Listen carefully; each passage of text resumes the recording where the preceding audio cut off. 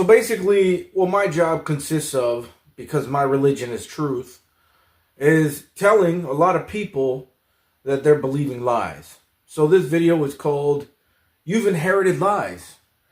And I say you to the people who have been raised in the religion of Christianity and who have fallen for a lot of the false teachings that have been passed down from the top of Christianity. Now, the top of Christianity is where the money is. That's who, do I got to get into all that, right?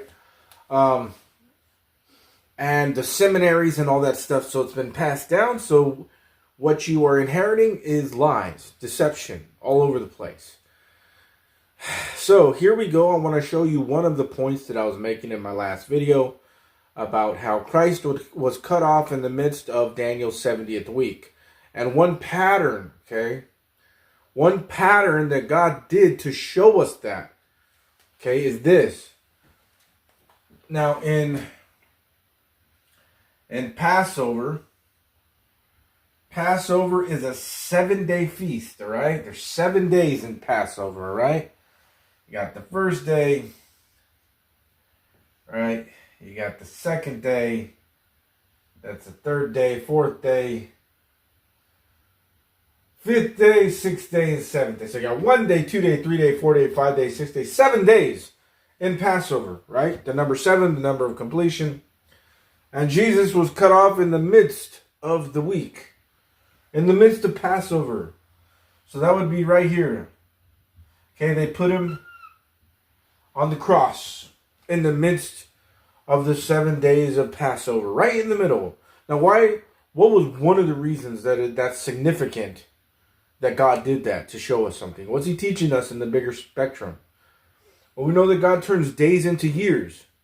So he's showing us that Jesus was in the middle of Daniel's 70th week, the 7 years, right? You turn these 7 days into 7 years.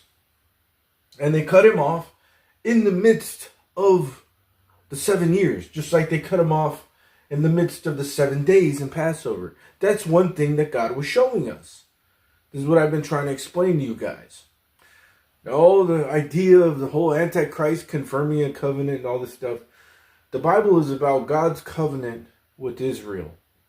It's not about the Antichrist covenant, And when Christ went on the cross and he rose from the grave, he said it's finished. What does that mean? It means that there's no more sacrifices for sins. He was the final sacrifice.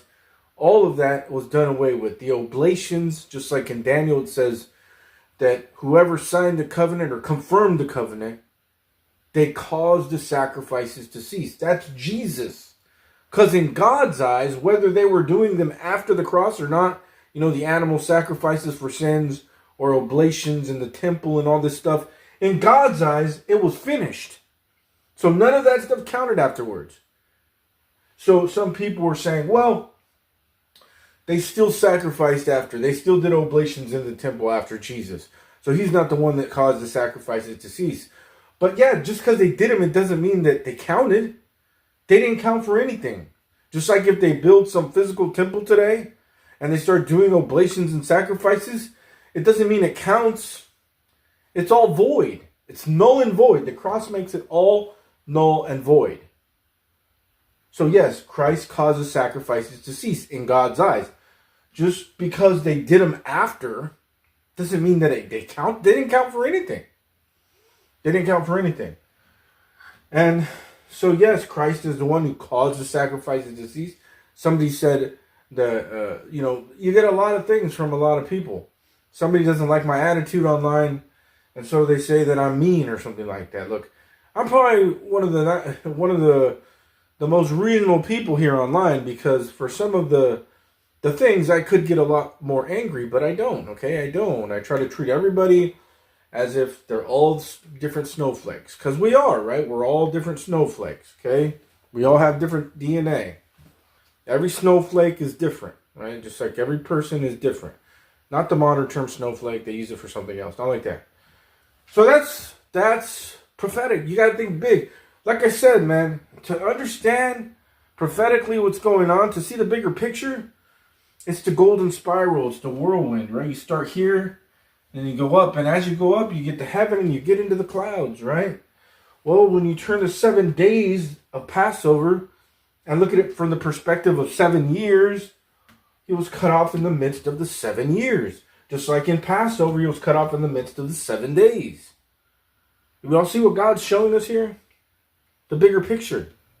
They don't want people to know that the Great Tribulation is only 3.5 years, because people will freak out because they're told, oh, the first 3.5 years is good and nice, and then the next 3.5 years of the 7 is going to be horrible. So if they knew how close they were, people would freak out, man. They knew 2026, all hell's going to break loose, they would freak out. If most Christians knew and was expecting the rapture, the wedding of the church with Jesus Christ this year, they would start looking up and not look earthwardly. They wouldn't look for Trump and all this lie of making America great again and all this stuff. They wouldn't be thinking about that. They'd be thinking heavenly. And Satan runs Christianity. And so they want people focused on Trump more than the rapture, more than heavenly things, and more than the great tribulation that's right around the corner. That's one reason. And this I say, that the covenant that was confirmed before of God in Christ, the law, which was 430 years after, cannot disannul that it should make the promise of none effect. Galatians 3:17.